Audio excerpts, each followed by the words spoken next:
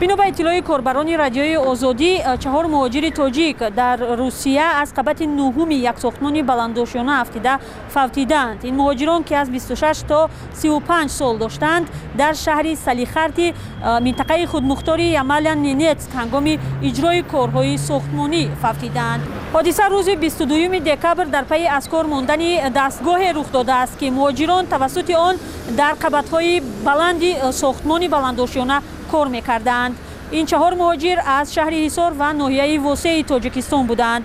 ба гуфтаи корбарони радиои озодӣ ҳанӯз наздикони ин муҳоҷирон дар робита ба ин ҳодиса хабар надоранд ва ба ин далел номи онҳо ҳам айни ҳол бурда намешавад. сафорати Тоҷикистон дар Русия ҳанӯз ин хабарро тасдиқ накардааст. онҳо гуфтанд ҳоло ин ҳодисаро таҳқиқ хоҳанд кард. соли гузашта беш аз 900 тобути муҳоҷирон ба Тоҷикистон оварда шудааст. сабабҳои аслии марги муҳоҷиронро куштор, садама ва тасодуф дар сохтмонҳо гуфта мешавад.